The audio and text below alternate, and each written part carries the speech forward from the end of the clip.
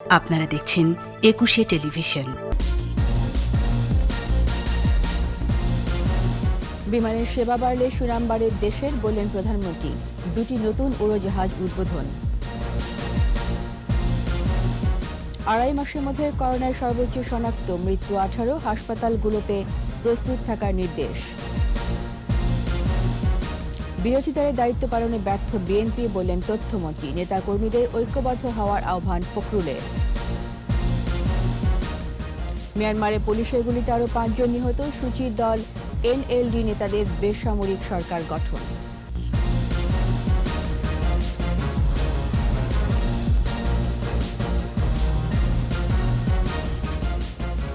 শুনছিলেন first security ইসলামী bank limited সংবাদ শিরোনাম। আমন্ত্রণ রাতের 21 সংবাদের সাথে আছি রীতা চৌধুরী।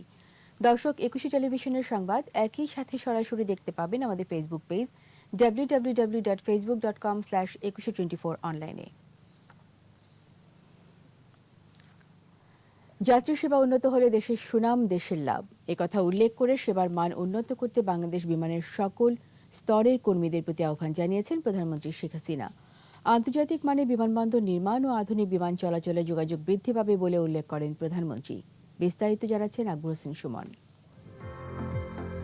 1972 সালের 4 জানুয়ারি বঙ্গবন্ধু শেখ মুজিবুর রহমানের হাত ধরে যাত্রা শুরু করে লাল সবুজ পতাকাবাহী বাংলাদেশ বিমান।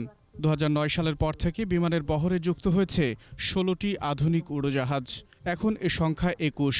বাংলাদেশ বিমান এখন আর ভাড়া করা নয়, নিজস্ব উড়োজাহাজের মালিক। অগ্রণী ভূমিকা পালন করবে। প্রধানমন্ত্রী শেখ হাসিনা গণভবন থেকে ভার্চুয়াল মাধ্যমে যুক্ত হয়ে উদ্বোধন করেন দুটি উড়োজাহাজ, আকাশতরী ও শ্বেত বলাকার। নামকরণ করেছেন প্রধানমন্ত্রী নিজেই। দেশের ভাবমূর্তি অক্ষুণ্ণ রাখতে নিজেদের উপর অর্পিত দায়িত্ব পালনের তাগিদ দেন প্রধানমন্ত্রী। এদেশের ভাবমূর্তি আমাদের উজ্জ্বল করা সকলেরই অপরিহার্য, সকলেরই দায়িত্ব, সকলেরই কর্তব্য।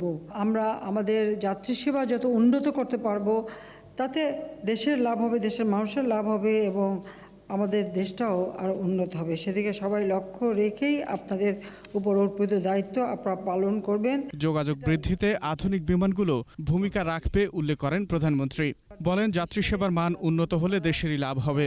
2001-এ বিএনপি জামাত জোট সরকার আসার পর রাজশাহী বিমানবন্দর, বরিশাল বিমানবন্দর, সৈয়দপুর বিমানবন্দর প্রায় বন্ধই করে দিয়েছিল। যাক, আমরা 2009 সরকার আসার পর থেকে আবার সেগুলি চালু করি। এর মাধ্যমে যেটা হবে যে আমরা আমাদের আশেপাশের দেশগুলির সাথে আমাদের যোগাযোগটা বাড়াতে পারবো এবং আমার আভ্যন্তরীণ যে যোগাযোগ ব্যবস্থা সেটাও আরও উন্নত হবে। বঙ্গবন্ধুর স্বপ্ন বাংলাদেশ হবে প্রাচ্যের সুইজারল্যান্ড। সেই স্বপ্ন বাস্তবায়নে সুযোগ কাজে লাগানোর আহ্বান জানান বঙ্গবন্ধু কন্যা। তিনি সবসময় বলতেন যে বাংলাদেশকে তিনি প্রাচ্যের সুইজারল্যান্ড হিসেবে প্রতিষ্ঠা করবেন। আকবর হোসেন সুমন, 21 টেলিভিশন, ঢাকা। আড়াই মাসের মধ্যে গত 24 ঘন্টায় করোনা ভাইরাস শনাক্তের হার সবচেয়ে বেশি। 16,206টি নমুনা পরীক্ষায় শনাক্ত 1,159। শনাক্তের হার বেড়ে 7.15%। একদিন মারা গেছেন আরও 18 জন। এই যখন অবস্থা, তখন পরিস্থিতি মোকাবেলায় দেশের হাসপাতালগুলোকে প্রস্তুতি নেওয়ার নির্দেশনা দিয়েছে স্বাস্থ্য অধিদপ্তর। আর মহাপরিচালক অধ্যাপক ডক্টর ABM খুরশিদ আলম নাগরিকদের সচেতন থাকারও পরামর্শ দিয়েছেন। আরও জানাচ্ছেন মাহমুদ হাসান। গত কয়েকদিন ধরেই করোনার সংক্রমণ ঊর্ধ্বমুখী, বাড়ছে সংক্রমণ হারও। স্বাস্থ্য অধিদপ্তরের প্রেস বিজ্ঞপ্তিতে জানানো হয়, এদিন 16,206টি নমুনা পরীক্ষায় শনাক্ত হয়েছে 1,159। পরীক্ষা বিবেচনায় শনাক্তের হার 7.15%। এই পর্যন্ত শনাক্তের সংখ্যা 5,57,395। 24 ঘন্টায় মৃত্যু হয়েছে 18 জনের। সবার মৃত্যুই হয়েছে হাসপাতালে। এই পর্যন্ত মৃতের সংখ্যা দাঁড়ালো 8,545 আর সুস্থ হয়েছে 5,11,695। এদিকে করোনা মোকাবেলায় সব হাসপাতালকে প্রস্তুতি নেয়ার নির্দেশ দিয়েছেন স্বাস্থ্য অধিদপ্তরের মহাপরিচালক। রাজধানীর শ্যামলীতে টিবি হাসপাতালের ওয়ান স্টপ টিবি সেন্টারের উদ্বোধনী অনুষ্ঠানে তিনি বলেন, স্বাস্থ্যবিধি না মানলে বিপদের মুখে পড়বে দেশ। আমরা গত 2 মাস অনেকখানি স্বস্তিতে ছিলাম এবং এই স্বস্তিতে থেকে আমরা অতিরিক্ত সাহসী হয়ে গেছি। আমরা কোনো কিছুই মানছি না। আমার যেটা ধারণা যে সামনের দিকে আমরা হয়তো আরও একটা বড় বিপর্যয়ের মধ্যে পড়তে করোনা সংক্রমণের বর্তমান পরিস্থিতিতে নাগরিকদের সচেতন করেন মহাপরিচালক। জানান, টিকা নেওয়া মানেই স্বাস্থ্যবিধি না মানা নয়। অতি দ্রুত করোনার সংক্রমণ অনেক বেড়েছে। যুক্তরাজ্য ও আফ্রিকায় শনাক্ত হওয়া করোনার নতুন রূপের কারণে সংক্রমণ বাড়ছে কিনা তা জিনোম সিকোয়েন্সের মাধ্যমে খতিয়ে দেখা হচ্ছে বলেও জানান অধিদপ্তরের মহাপরিচালক। মাহমুদ হাসান, একুশে টেলিভিশন, ঢাকা। সঠিক বিরোধী দলের দায়িত্ব পালনে বিএনপি ব্যর্থ বলে মন্তব্য করেছেন তথ্যমন্ত্রী ডক্টর হাসান মাহমুদ। সচিবালয়ে আলজেরিয়া রাষ্ট্রদূতের সৌজন্য সাক্ষাৎ শেষে তিনি আরও বলেন, মিথ্যা বলায় কাউকে পুরস্কার দেয়া হলে বিএনপি মহাসচিব মির্জা ফখরুল ইসলাম প্রথম পুরস্কার পেতেন। ওবায়দুল কাদেরকে নিয়ে মির্জা ফখরুলের বক্তব্যের সমালোচনা করে ডক্টর হাসান মাহমুদ বলেন, ব্যক্তিগতভাবে কারো সমালোচনা করার অধিকার নেই তার। থাকে সরকারি দলের যেমন একটি দায়বদ্ধতা আছে জনগণের জন্য, বিরোধী দলেরও একটি দায়বদ্ধতা আছে জনগণের জন্য, তাদেরও একটি দায়িত্ব থাকে। সেই দায়িত্ব তারা পালন না করে বরং জনগণকে বিভ্রান্ত করেছে গত 1 বছর ধরে এবং দেশে গুজব রটিয়েছে, যেটি অত্যন্ত দুঃখজনক, যেটি সঠিক বিরোধী দলের দায়িত্ব পালন করতে তারা ব্যর্থ হয়েছে। উন্নয়নের নামে জনগণের পকেট কেটে ক্ষমতাসীনরা নিজেদের পকেট ভারী করছে বলে অভিযোগ করেছেন বিএনপির মহাসচিব মির্জা ফখরুল ইসলাম আলমগীর। দলের যুগ্ম মহাসচিব মোয়াজ্জেম হোসেন আলালের লেখা বই কুপিবাতির গণতন্ত্র এর মোড়ক উন্মোচন অনুষ্ঠানে বিএনপি মহাসচিব বলেন, উন্নয়নের কথা বলে সরকার দেশটাকে ফোকলা করে ফেলেছে। নিত্যপণ্যের দাম বৃদ্ধির কঠোর সমালোচনা করেন বিএনপি মহাসচিব, বলেন এই অন্ধকার বেশি দিন থাকবে না। অধিকার আদায়ে আবারও নেতাকর্মীদের ঐক্যবদ্ধ হওয়ার আহ্বান জানান মির্জা ফখরুল। মেগা প্রজেক্ট দিয়ে এই উন্নয়নের ধোঁয়া তুলে আপনি দেশটাকে একেবারে ফোকলা করে দিচ্ছেন। আমাদের পকেট থেকে প্রতিটি মুহূর্তে আপনি চাল কিনতে যাবেন, লবণ কিনতে যাবেন, ভ্যাট দিয়ে সব কেটে নিয়ে যাওয়া হবে। এবং গোটা বাংলাদেশের উন্নয়ন কিন্তু তাই হচ্ছে এখন। এই উন্নয়ন মানেই হচ্ছে যে মানুষের পকেট কেটে তারা তাদের পকেট ভারী করছে। মিয়ানমার পরিস্থিতি। মিয়ানমারের সেনাশাসন বিরোধী বিক্ষোভে নিরাপত্তা বাহিনীর গুলিতে আজও 5 জনের মৃত্যু হয়েছে। এর আগে শনিবার রাতে 12 জন নিহত হয়। এদিকে সেনা অভ্যুত্থানে উৎখাত হওয়া সূচির দল এনএলডির নেতৃত্বে গঠিত স্বঘোষিত বেসামরিক সরকার বৈধতা অর্জনের চেষ্টা চালাচ্ছে। আন্তর্জাতিক স্বীকৃতি আদায়ে কাজও শুরু করেছে তারা। রিপোর্ট দুলি মল্লিকের। মিয়ানমারে গণতন্ত্রপন্থীদের আন্দোলন দমনে বেপরোয়া সেনা সরকার, বেড়েই চলেছে বিক্ষোভকারীদের উপর সহিংসতা। প্রতিদিনই নির্বিচারে গুলি চালাচ্ছে নিরাপত্তা বাহিনী। অভ্যুত্থান বিরোধী আন্দোলনও থেমেনি। রোববার ইয়াঙ্গুনে ঘরে বানানো ঢাল ও হেলমেট পরেই নিরাপত্তা বাহিনীর মুখোমুখি হয় গণতন্ত্রকামীরা। শিল্প এলাকা হলাইন থারিয়ারে বিক্ষোভকারীদের উপর গুলি চালায় নিরাপত্তা বাহিনী। নিহত হয় কমপক্ষে 14 জন, আহত আরও অনেকে। ঘটনার পর ওই এলাকায় মার্শাল ল জারি করে সেনাশাসকরা। তাদের দাবি, ওই এলাকার অধিকাংশ কারখানায় চীনের। বিক্ষুব্ধরা কমপক্ষে 10টি কারখানা ও একটি চীনা হোটেলে ভাঙচুর চালায়। ইয়াঙ্গুন ছাড়াও বাগোসহ আরও 3টি শহরেও হতাহতের ঘটনা ঘটেছে। শনিবার রাতেও বিক্ষোভে উত্তাল ছিল বিভিন্ন শহর। এ সময় নিরাপত্তা বাহিনীর গুলিতে প্রাণ হারায় আরও অন্তত 12 জন। এদিকে চলমান পরিস্থিতির মধ্যে আত্মগোপনে থাকা এনএলডি নির্বাচিত আইন প্রণেতারা গঠন করেছে কমিটি ফর রিপ্রেজেন্টেটিভ পাইডাংসু হলুত্তাও সিআরপি। অস্থায়ী প্রধান মাইন উইন খাইন থান সামাজিক যোগাযোগ মাধ্যমে ভিডিও বার্তা দেন তিনি। বলেন, জাতি এখন অন্ধকার মুহূর্তে থাকলেও ভোর খুব কাছে।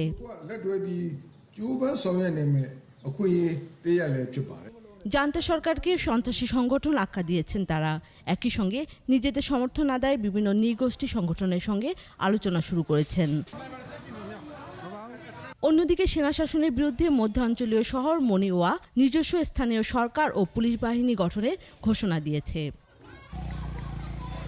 দুলি মল্লিক, একুশে টেলিভিশন। নিচ্ছি প্রিমিয়ার ব্যাংক লিমিটেড সংবাদ বিরতি। নো মাস্ক নো সার্ভিস বিধি মেনে চলুন, সুস্থ থাকুন। যখন ফিরব তখন অন্যান্য খবরের সঙ্গে আরও থাকবে।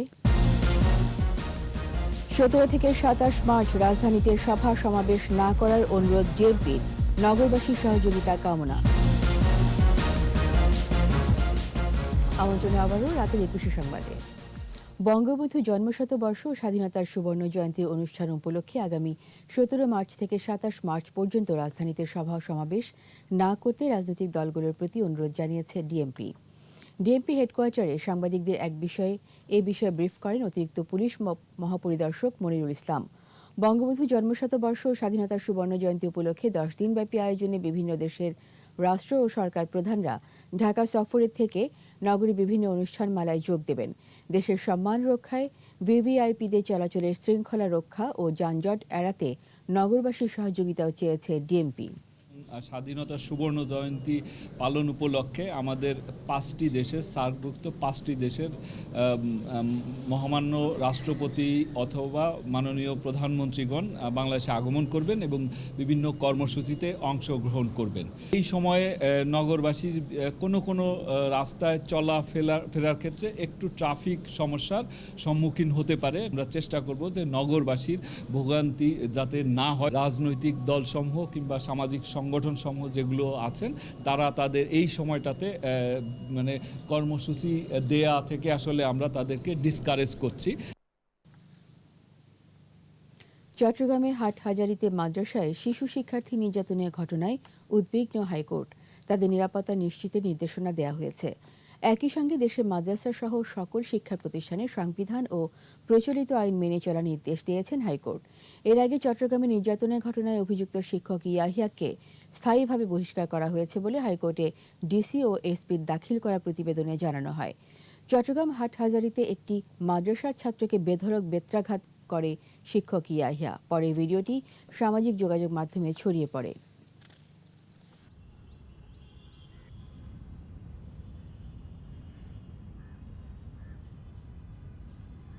সংবিধান এবং আইনে যে ধরনের শিক্ষা পরিবেশ সৃষ্টি করার কথা এবং আমাদের শিক্ষা আইন অনুযায়ী সংশ্লিষ্ট সকল আইন শৃঙ্খলা বাহিনী এবং শিক্ষা মন্ত্রণালয় এবং বোর্ডসমূহ এবং অন্যান্য যারা সংশ্লিষ্ট দায়িত্বশীল কর্তৃপক্ষ রয়েছেন সবাইকে কিন্তু নির্দেশনা দিয়েছেন।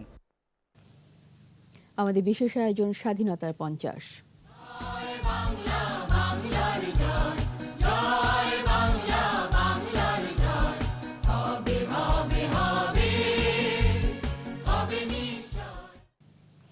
একাত্তরে মুক্তিযুদ্ধে বিভিন্ন দেশ ছাড়াও বাংলাদেশের পাশে এসে দাঁড়ায় বিভিন্ন ব্যক্তি ও প্রতিষ্ঠান। তাদের কেউ কেউ অস্ত্র হাতে যেমন যুদ্ধ করেছেন, কেউ আবার কলম ক্যামেরা হাতে পাকিস্তানিদের বর্বরতার চিত্র তুলে ধরেছেন বিশ্ববাসীর কাছে। পণ্ডিত রবিশঙ্কর, জর্জ হ্যারিসন, ওস্তাদ আলী আকবর খাঁ, আল্লাহ রাখা খাঁ কনসার্ট ফর বাংলাদেশের ঝড় তুলেছিলেন বাংলার পক্ষে। বিদেশি বন্ধুদের অবদান কখনোই ভোলার নয়। দীর্ঘদিন পর হলেও মুক্তিযুদ্ধের পক্ষের সরকার বিদেশি বন্ধুদের সম্মান জানিয়েছে। মফিউর রহমানের report.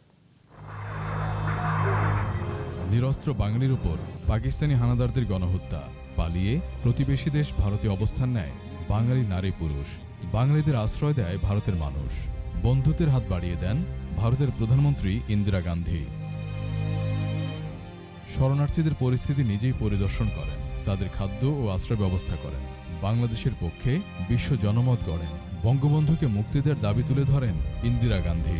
In the last few months, the world has witnessed the courage, dignity, and self-restraint with which we have faced this challenge.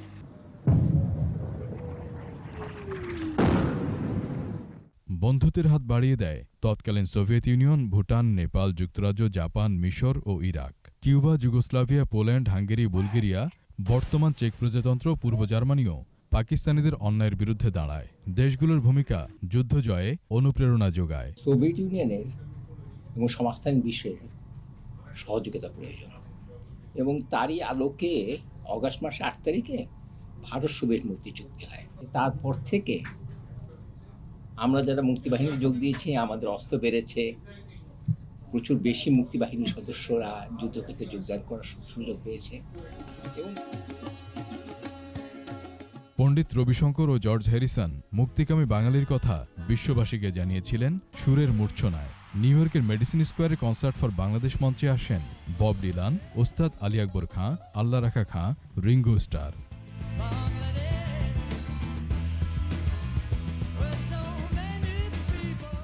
ওডারল্যান্ড বাটা কোম্পানির প্রোডাকশন ম্যানেজার ছিলেন।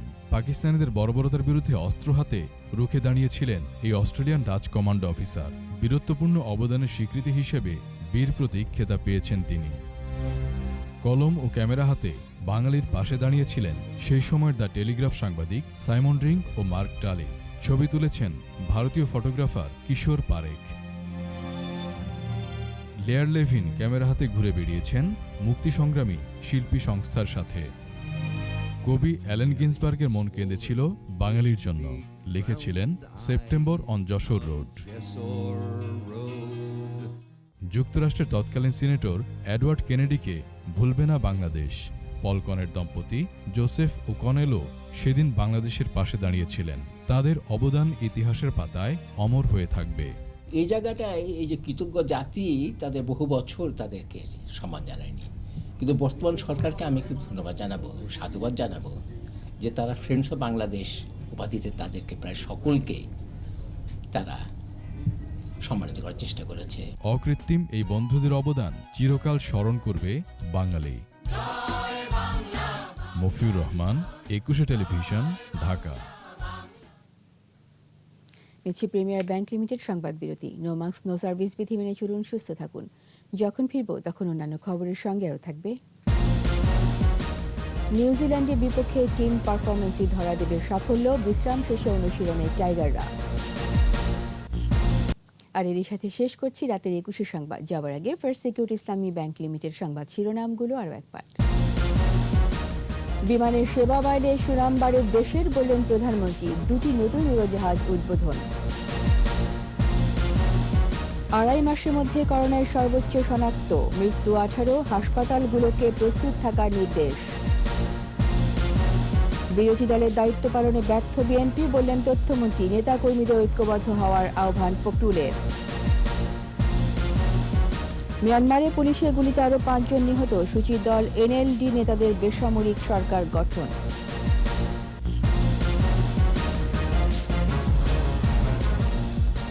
সবশেষ খবর জানতে ডায়াল করুন 2021 নম্বরে, আর ভিজিট করুন 21-tv.com ওয়েবসাইটে। এছাড়া ফেসবুকে লগ ইন করতে পারেন facebook.com/2124 অনলাইনে। 21 খবর দেখুন, 21 সাথেই থাকুন। স্বাস্থ্যবিধি মেনে চলুন, সুস্থ থাকুন। ধন্যবাদ।